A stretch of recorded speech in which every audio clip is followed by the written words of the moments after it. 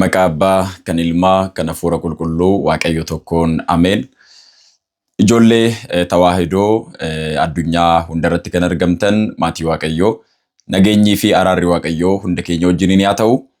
Akka eeyyama Waaqayyootti sagalee Waaqayyoo ni barannaa. Barumsi keenya kun dubbii Kiristoos irratti kan hundaa'edha. Eenyummaa Kiristoos bal'inaan kitaaba qulqulluu bu'uura gochuudhaan manni kiristaanaa keenya Ortodoksii Tawaahidoon maal jettee barsiisti kan jedhu sana kitaaba qulqulluu bu'uura gochuudhaan walitti fufinsaan kan barannu ta'a. Kanaaf guyyaa har'aatiif kutaa isa jalqabaa Kiristoos Waaqayyodha kan jedhurraa kaaneetiin walitti fufinsaan guyyaa 21f barumsi kun kan itti fufu ta'a. Hundumti keessan barumsa kana osoo addaan hin kutiin akka barattan akkasumas immoo hiriyoonni keessanis akkaataa kanaan baratanii ittiin fayyadamuu akka danda'an YouTube kana subscribe gochuudhaan share like gochuudhaan maatii akka taatan jaalala Kiristoosiin isin gaafadha. Gara barumsa keenyatti yaaseennu. Akkuma hundi keenya beeknu manni kiristaanaa keenya Ortodoksii Tawaahidoon eenyummaa Kiristoos, dubbii Kiristoos eessarraa kaasteet barsiisti kan jedhu sana yeroo ilaallu waaqummaa isaarraa kaasuudhaan nu barsiisti. Kiristoos akkasidha akkanadha jennee haasa'uu keenyaan dura Kiristoos gooftaadha fayyisaadha qorichaadha jennee haasa'uu keenyaan dura waa'ee Kiristoos kan barannu jalqaba waaqummaa isaati. Kiristoos waaqa akka ta'e gooftaa fi fayyisaan keenya Iyyasuus Kiristoos amalummaa isaatiin waaqayyo akka ta'e waaqummaa kana immoo amalummaa isaatiin kan qabu malee qaama kamirraayyuu akka hin fudhanne kitaaba qulqulluu bu'uura gochuudhaan kan ilaallu ta'a jechuudha. Yeroo kana ilaallu Kiristoos Waaqayyodha kan jedhu mata dureen guyyaa kana Kiristoos Waaqayyodha kan jedhudha. Waaqummaa isaatti amanuudhaan waaqummaa isaa beekuudhaan inni waaqa waaqotaa gooftaa gooftotaa mootii moototaa akka ta'e hubachuudhaan namni isa kanatti hin amanne namni waaqummaa Iyyasuus Kiristoositti kan hin amanne amaluma isaatiin fayyuu waan hin dandeenyeef beekumsa isaatiin humna isaatiin qabeenya isaatiin fayyuu waan hin dandeenyeef fayyina isa bara baraa argachuudhaaf dirqama Iyyasuus Kiristoos Waaqayyo akka ta'e amanuu qabaa beekuu qabaa simachuu qabaa jechuudha. Akkaataa kanaan mee kitaabni qulqulluun waa'ee waaqummaa Iyyasuus Kiristoos maal jedhaa kan jedhu bakka gurguddoo saditti qoonneet ni ilaalla. Inni jalqabaa wangeelli maal jedhaa kan jedhu ilaalla. Wangeelli maal jedhaa? Wangeela irratti wangeela yeroo jennu wangeela qulqulluu Maatiyos, qulqulluu Maarqos, qulqulluu Luuqaas, qulqulluu Yohannis kan jedhaman duukaboonni arfan kun wangeela tokko kan ta'e bifa adda addaatiin nuuf barreessaniiru. Kanaaf waa'ee waaqummaa Iyyasuus Kiristoosiitiin wal qabatee wangeelli maal jedhaa?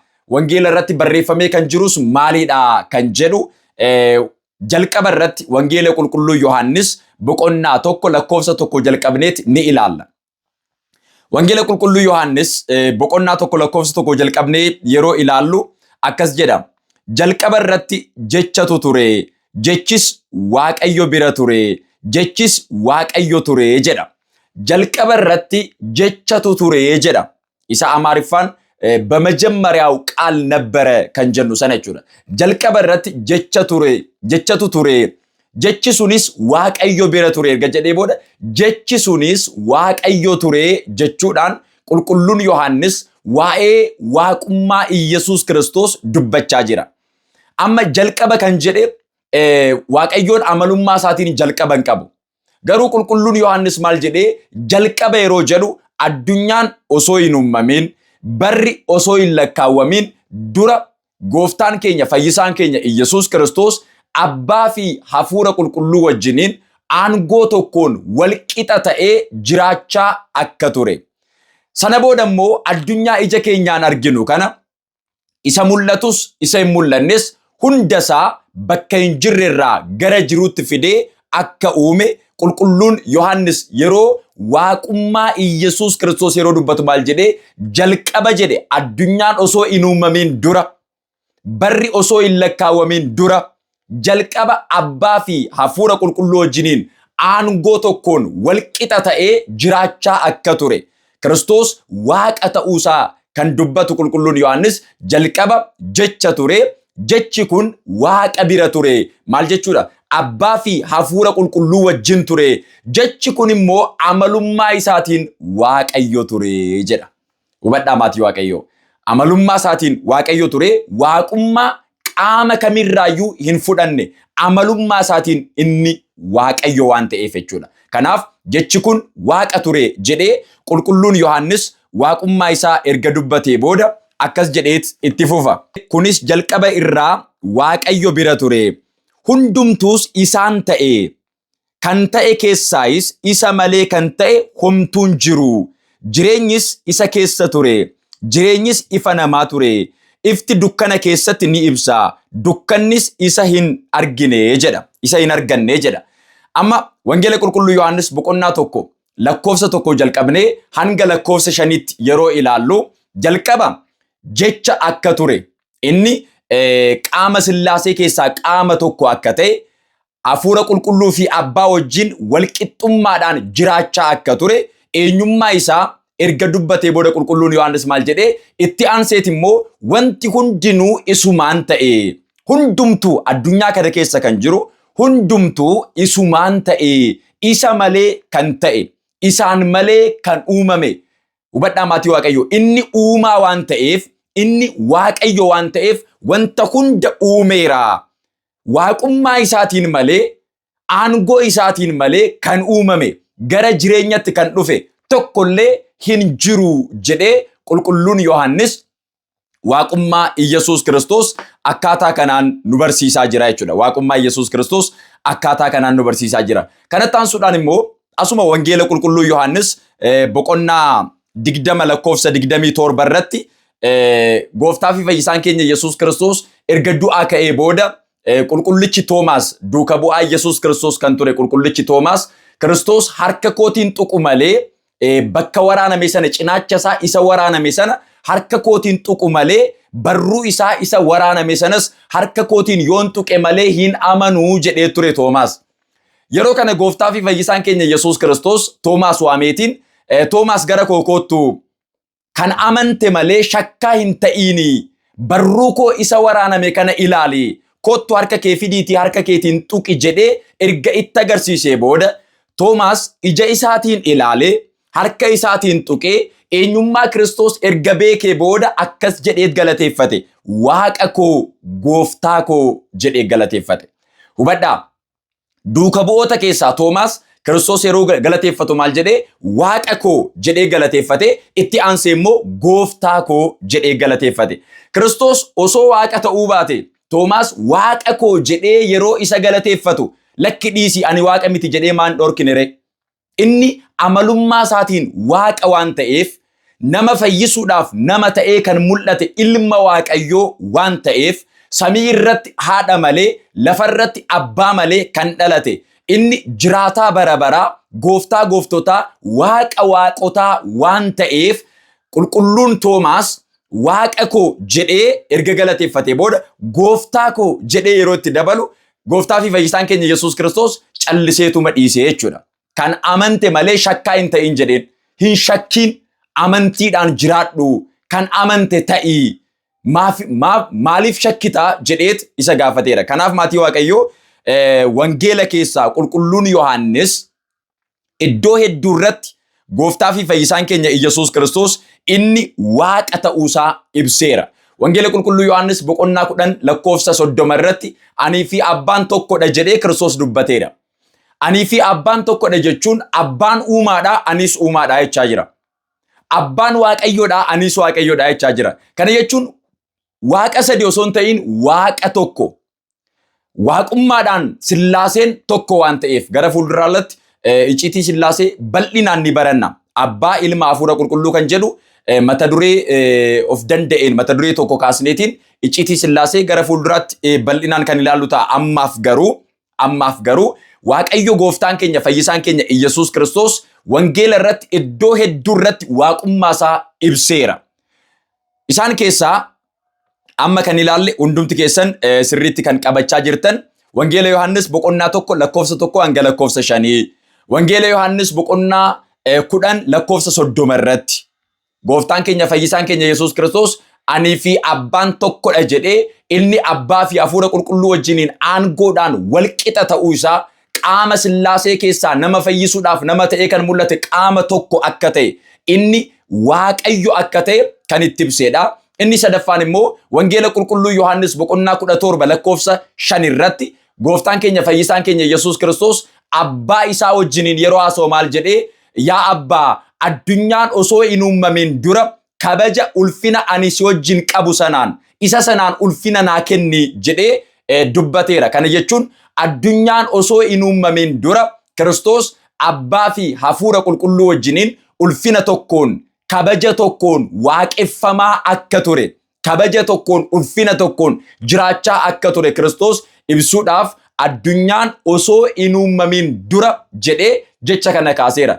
Inni kan biraa wangeela qulqulluu Yohaannis boqonnaa 20 lakkoofsa 27 irratti isa amma ilaalle kanadha jechuudha. Toomaas waaqa koo gooftaa koo jedhee Kiristoos galateeffachuusaa akkaataa kanaan ni argina. Itti aansinee duuka bu'oonni maal jedhanii mee waa'ee Kiristoos duuka bu'oonni maal jedhanii qulqulluun Phaawulos faa qulqulluun Phexros faa ergaa isaanii irratti waaqummaa Yesuus Kiristoos akkamittiin barsiisanii kan jedhu hojii duuka bu'ootaa boqonnaa 20 lakkoofsa 28 irratti jecha galmaa'ee jiru kana kaasna. Hojii duuka bu'ootaa boqonnaa 20 lakkoofsa 28 irratti akkas jedha. Ammas dhiiga ofii isaatiin kan oolfate mana kiristaanaa Waaqayyoo akka eegdaniif hafuurri qulqulluun Phaaphaasota taasisee isin muudeera jedhee waa'ee Phaaphaasota mana kiristaanaa akkamittiin akka hoogganuu qaban qulqulluun Phaawulos yeroo barreessu dubbatu maal jedhee ammas jedhe dhiiga ofii isaatiin kan oolfate. Waaqayyoon amalummaa isaatiin dhiigan qabu maaliifini Waaqayyoon hafuura waan ta'eef. Garuu qulqulluun Phaawulos maal jedhe ammas dhiiga ofii isaatiin kan oolfate mana kiristaanaa Waaqayyoo akka eegdaniif. Manni kiristaanaa kun kan Waaqayyooti. Iddoo kana irratti qulqulluun Phaawulos Yesuus Kiristoos maal jechaa jira? Inni Waaqayyoodha jechaa jira. Akkamittiin kana hubanne? Nama ta'ee dhiiga dubree qulqulleettii maaramiirraa dhiiga isheerraa dhiiga lubbuu isheerraa lubbuu foon isheerraa foon hirmaatee nama ta'ee kan mul'ate Kiristoosidha. Kanaaf Kiristoos Waaqayyo waan ta'eef qulqulluun Phaawulos waaqummaa isaa yeroo ibsu maal jedhee ammas jedhe hojii duuka bu'ootaa boqonnaa 20 lakkoofsa 28 irratti jecha kana sirriitti dubbisa. Ammas dhiiga ofii isaatiin kan oolfate mana kiristaanaa Waaqayyoo akka eegdaniif qulqulluu dhiiga isaa kan dhangalaase Kiristoosidha. Kiristoos immoo Waaqayyoodha. Nama ta'ee kan mul'ate Kiristoosidha. Kiristoos Waaqayyoodha. Kanaaf hojii duuka bu'ootaa boqonnaa 20 lakkoofsa 28 irratti qulqulluun Phaawulos ifaan ifatti Yesuus Kiristoos Waaqa ta'uusaa ragaa ta'eera jechuudha. Waaqayyo ta'uusaa, uumaa ta'uusaa. Manni kiristaanaa kunis mana kiristaanaa kan Waaqayyoo akka taate. Waaqayyoon dhangala'uu dhiiga isaatiin mana kiristaanaa kana akka hundeesse qulqulluun Phaawulos jecha kana dubbateera jechuudha. Itti aansuudhaan qulqulluun Phaawulos akkas jedha. Roomee boqonnaa 9 lakkoofsa 5 irratti qulqulluun Phaawulos waa'ee waaqummaa Yesuus Kiristoos yeroo barsiisu maal jedhee isaanis abbootii keenyadha jedhe warri Israa'elootaa. Qulqulluun Phaawulos isaan warra Israa'elootaa erga kaasee booda mucummaan isaan irraa akka ta'e waadaan isaan irraa akka ta'e isaan ijoollee Abrahaam akka ta'an bal'inaan erga ibsee booda lakkoofsa 5 irratti maal jedhee Roomee boqonnaa 9 lakkoofsa 5 irratti isaanis abbootii keenyadha. Isaan irraayis Kiristoos fooniin dhalate eenyurraa isaanirraa dubree qulqulleettii maaramiin sanyii isaanii waan taateef Ibroota boqonnaa 2 lakkoofsa 14 irratti jechi kun galmaa'ee jira. Sanyii Abrahaam irraa sanyii Abrahaam kan taate dubree qulqulleettii maaramiirraa foon isheerraa foon dhiiga isheerraa dhiiga hirmaatee Kiristoos nama ta'ee akka mul'ate qulqulluun Phaawulos ibseera. Kanaaf yeroo dubbatu maal jedhee isaanis abbootii keenyadha jedhe. Isaan irraayis abbootii keenya kan ta'an irraayis Kiristoos fooniin dhalate. Innis Waaqa galateeffamaa bara baraan hundaa ol ta'eedha. Ameen jechuun jecha kana ni cufaa jechuudha. Qulqulluun Phaawulos Yesuus Kiristoos yeroo galateeffatu maal jedhee inni Waaqa galateeffamaa bara baraan kan galateeffamudha. Kanaaf amalummaa isaatiin kan galateeffamu Waaqa galateeffamaa bara baraan hundaa ol kan ta'edha jechuun jecha kana dubbateera qulqulluun Phaawulos. Kanaaf nuti qulqulluu Phaawulos irraa baranneet, Toomaas irraa baranneet, duuka bu'oota irraa baranneet, ergamoota irraa baranneet Iyyasuus Kiristoos waaqa keenya, uumaa keenya, gooftaa keenya jenneetiin ni waaqeffannaa jechuudha. Kiristoos waaqa ta'uusaa kitaabni qulqulluun bal'inaan nu barsiisa. Namoonni hedduun waaqummaa Iyyasuus Kiristoositti hin amanani. Maaliif yoo jettan kitaaba qulqulluu seeraan waan hin dubbisneef, amantiidhaan waan hin dubbisneef, caqasa muraasa qabataniitiin Kiristoos nama ta'ee erga mul'ate booda akka namummaa isaatti wantoota tokko tokko waan hin hojjete, beela'uusaa, muguusaa, rafuusaa, dhiphachuu isaa wantoota tokko tokko wangeela irraa funaananiitiin ishuma kaasaniitiin waaqni keessan ni beela'a, waaqni keessan ni rafaa, waaqni keessan ni dadhabaa, waaqni keessan akkasidha jedhaniitiin namummaa isaa qofa kaasanii dubbatu. Nuti garuu waaqummaa isaa irraa kaasneet waaqni kun akkamittiin nama ta'ee akka mul'ate, nama ta'ee erga mul'ate booda immoo akkamittiin akka nama fayyise kitaaba qulqulluu bu'uura gochuudhaan ilaalaa jirra jechuudha. Akkaataa kanaan amanna nuti. Kanaaf qulqulluun Phaawulos maal jedhee? Inni Kiristoos nama ta'ee mul'ateera. Nama ta'ee yaa mul'atu malee abbootii keenyarraa fooniin dhalatee nama ta'ee yaa mul'atu malee inni garuu jedhe waaqa galateeffamaadha. Bara baraan kan galateeffamedha jedheet ameen jechuudhaan jecha kana ni cufa. Galateeffamaadha qofa mitiin kan jedhu hundaa ol kan ta'edha. Isaan kan qixxaatu tokkollee hin jiru. Hundaa ol kan ta'e, waaqa galateeffamaa kan ta'e, addunyaa kana bakka hin jirrerraa gara jiruutti fidee kan uume Iyyasuus Kiristoos waaqayyoodha jennee kitaaba qulqulluu bu'uura gochuudhaan ni ilaallaa, ni amannaa, isa kanas ni simannaa jechuudha. Itti aansineet qulqulluun Phaawulos maal jedhee dubbate kan jedhu ni ilaalla. Tiitoo boqonnaa 2:11 irratti waa'ee gooftaa fi fayyisaa keenya Iyyasuus Kiristoos yeroo dubbatu qulqulluun Phaawulos maal jedhee? Kabaja waaqa keenyaa isa guddaa kan gooftaa keenya, fayyisaa keenya Iyyasuus Kiristoos eegaa jechuun dubbateera. Dursa irratti waa'ee kennaa erga barsiisee booda kabaja waaqa keenya. Qulqulluun Phaawulos Iyyasuus Kiristoos yeroo waamu maal jedhe? Waaqa keenyaa jedhe. Waaqa keenya isa guddaa kan ta'e gooftaa keenya, fayyisaa keenya Iyyasuus Kiristoos. Qulqulluun Phaawulos yeroo waamu maal jedhee? Waaqa keenyaa jedhee, gooftaa keenyaa jedhee, fayyisaa keenyaa jedhe. Nutis qulqulluu Phaawulos irraa baranneet namoota biroo osoo hin dhagayin, shakkitoota osoo hin dhagayin, gantoota osoo hin amaniin qulqulluu Phaawulos amanuudhaan, kitaaba qulqulluu dubbisuudhaan, wanta kitaaba qulqulluu irratti barreeffame kana erga hubannee booda akka qulqulluu Phaawulos nutis maal jennaa? Iyyasuus Kiristoos waaqa keenyadha. Iyyasuus Kiristoos gooftaa keenyadha. Iyyasuus Kiristoos fayyisaa keenyadha jenneet akkaataa kanaan ni hubannaa jechuudha. Kanaaf amma wangeela irratti waa'ee waaqummaa isaa maaltu barreeffame ilaalleerraa. Hojii duuka bootaa irratti waa'ee waaqummaa isaa maaltu barreeffame ilaalleerraa. Isa sadaffaa ergaa qulqulluu Phaawulos irratti maaltu barreeffame amma Roomee boqonnaa 9 lakkoofsa 5 fi Tiitoo boqonnaa 2 lakkoofsa 11 ilaalleerraa.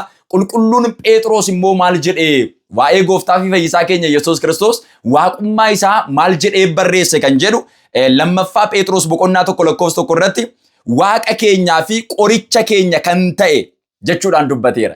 Waaqa keenyaa fi qoricha keenya kan ta'e waaqa keenyaa jedhe qulqulluun Phexros.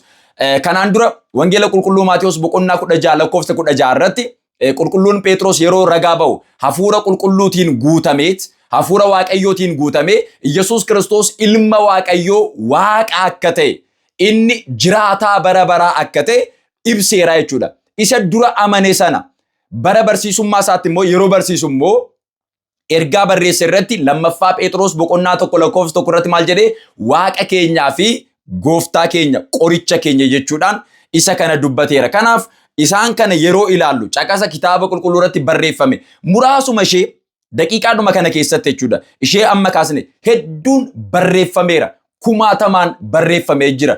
Garuu namni seenee dubbisuu hin jaalatu, gaafachuus hin jaalatu. Kanarraa kan ka'e shakkitoonnii fi gantoonni dhufanii Iyyasuus Kiristoos akkanadha akkasidha jedhanii yeroo dubbatan raafamuun hin barbaachisu maatii Waaqayyoo. Isaan duuka deemuunis hin barbaachisu. Manni kiristaanaa maal jettee amanti?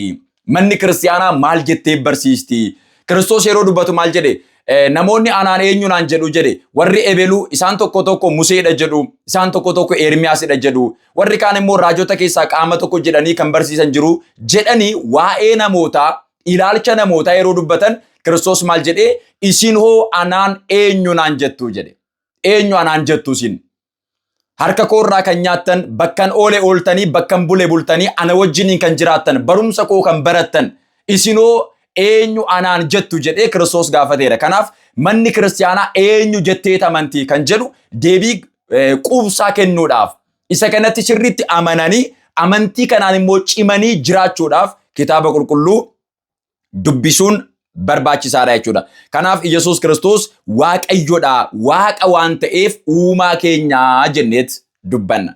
Yesuus Kiristoos uumaa ta'uusaa addunyaan kun akka isaan uumamte nutis immoo isaan akka uumamne inni uumaa keenya akka ta'e kitaabni qulqulluun sirriitti nu barsiisa. Efesoon boqonnaa 2:10 yaa ilaallu.